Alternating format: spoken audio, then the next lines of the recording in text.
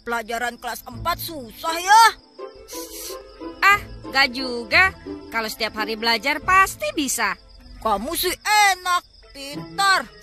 Aku biarpun sering belajar tetap saja nggak bisa. Makanya kamu suka nyontek ya, Cep. Enak saja. Kecuali kepepet. Tuh kan, ngaku juga. Encep tukang nyontek, Encep tukang nyontek, Encep tukang nyontek, Encep tukang nyontek, Encep tukang nyontek, Encep tukang nyontek. Sudah, jangan berisik. Bagaimana aku bisa belajar kalau begini? Hah?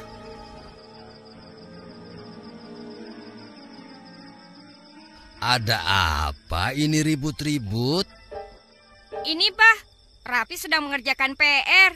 Tapi Enggus dan Cecep malah berisik. Sudah. Jangan ribut terus. Kapan Abah Hamid ceritanya kalau terus begini? Nah, sudah tenang kan? Berarti Abah bisa mulai bercerita nih. Kalian sudah siap? Siap, Bah. Siap, Bah. Baiklah anak-anak, Abah Hamid akan bercerita. Pada zaman dahulu kala, hiduplah seorang pemuda yang bernama Abdul Qadir Jailani.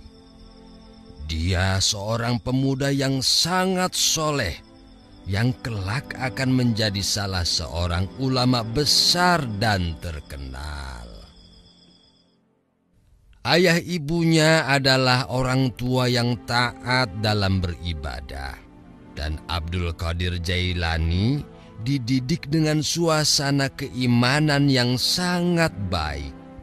Mengaji dan menghafal Al-Quran sudah ditanamkan sejak kecil. Hingga suatu ketika, di usianya yang ke-18 tahun, dia pun membulatkan tekad dan meminta izin kepada ibunya.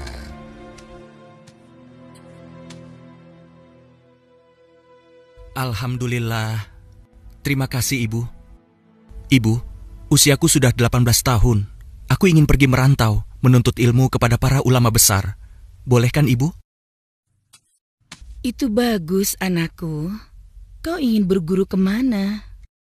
Aku ingin pergi ke Baghdad, karena di sana banyak ulama besar.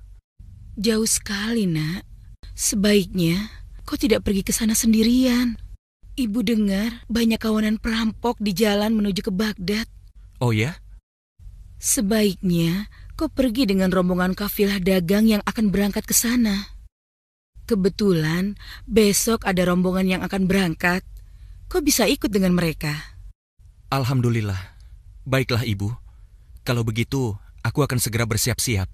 Terima kasih atas dukungan Ibu. Iya, Nak. Sang ibu pun menyiapkan perbekalan untuk anak tercintanya. Khawatir akan adanya perampokan di perjalanan, sang ibu pun menyelipkan sejumlah dinar emas di dalam baju Abdul Qadir Jailani. Saat keberangkatan pun tiba. Nah, itu mereka. Bergabunglah bersama mereka. Baiklah, Ibu. Aku pergi dulu. Doakan agar aku selamat sampai tujuan. Tentu saja, Nak. Ingat pesan Ibu ya. Jadilah anak yang jujur dan senantiasa bersabar. Ini anakku, bawalah ini. Di dalamnya ada uang 40 dirham. Hati-hatilah. Terima kasih, Ibu. Iya, Nak. Berangkatlah. Semoga kau selalu dalam lindungan Allah, Nak. Demikianlah, Abdul Qadir pun pergi menuntut ilmu bersama rombongan kafilah dagang. Menyusuri padang pasir yang gersang, hingga sampai di suatu tempat.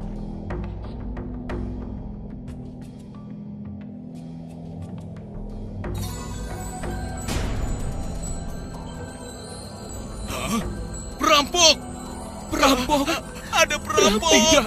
Wah, celaka kita! Celaka Ada kita. perampok! Habis semua barang dagangan! Aduh, habislah kita. Ayo, kepung mereka! Hea, hea, hea! Hea, hea! Hea, hea, hea! Hea! Bersiaplah kalian semua! Lalu, Bah, mereka dirampok ya akhirnya.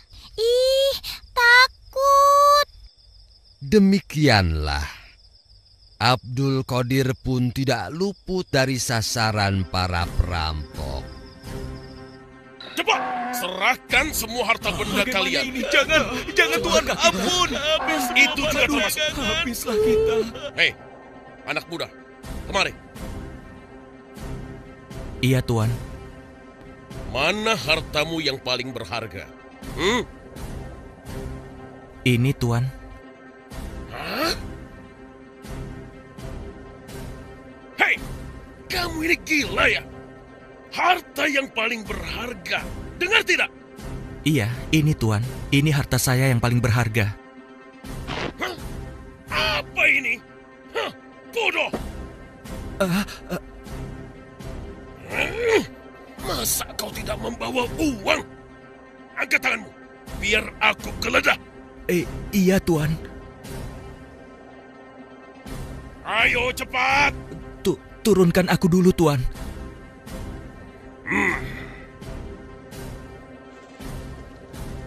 Benar-benar tidak memiliki apa-apa anak ini.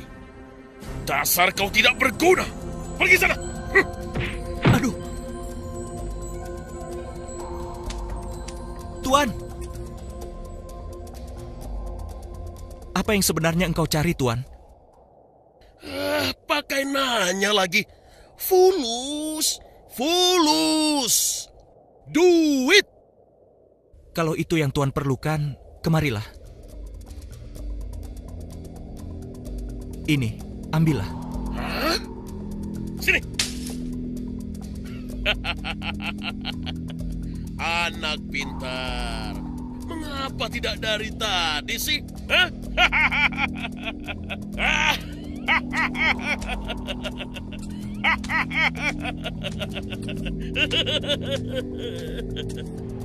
Hei, ada yang aneh dengan anak itu.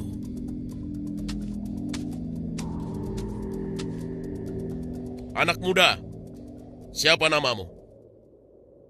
Saya Abdul Qadir Jailani, Tuan. Kenapa kau ingin pergi ke Baghdad? Saya ingin belajar, Tuan, karena di sana banyak sekali ulama-ulama besar. Apa bekalmu untuk hidup di sana? Selain buku-buku ini, sudah tidak ada lagi, Tuan. Kalau tidak ada lagi, mengapa kau berikan padaku? Hah? Karena Tuan mencarinya, dan aku berpikir pasti Tuan memerlukannya. Hah? Selain itu, aku juga sudah berjanji pada ibuku untuk senantiasa jujur dalam kata-kata dan segala tindakanku. Hah? Lalu bagaimana kau bisa hidup sementara ku ambil semua? Sesungguhnya rizki itu di tangan Allah. Allah lah yang akan mengatur semuanya. Lalu bagaimana dengan harta yang aku dapat itu? Sesungguhnya kita akan dimintai pertanggungjawaban dari harta yang kita peroleh. Bagaimana cara mendapatkannya dan untuk apa harta tersebut dibelanjakan?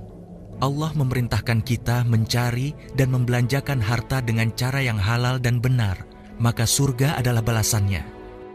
Sebaliknya, Allah melarang kita mencari dan membelanjakan harta dengan cara yang haram dan tercela, karena balasannya adalah siksa neraka. Hah? Apakah akan terus disiksa? Bila sepanjang hidup ia bertobat dan mati di dalam kejahatan, dia akan terus disiksa sampai lebur semua dosa-dosanya. Demikianlah yang Allah dan Rasul-Nya ajarkan. Benarkah? Hmm. Kalau begitu, aku berdosa.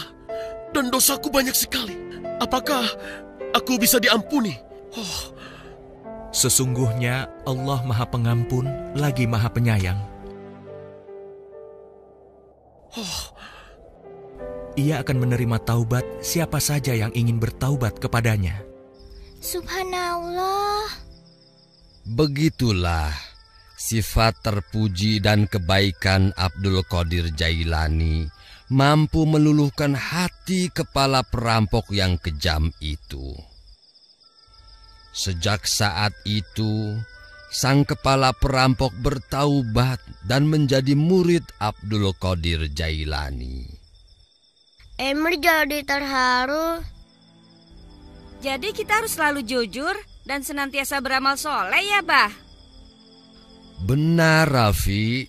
Dan semua itu harus dilandasi iman dan takwa kepada Allah. Bila demikian, pasti Allah akan melindungi dan memberkahi kita, menjaga kita dari mara bahaya, melindungi kita dari perbuatan dosa, dan mencukupkan keperluan kita. Cukup makan, cukup minum. Dasar, pikirannya makanan melulu. Ayah wae.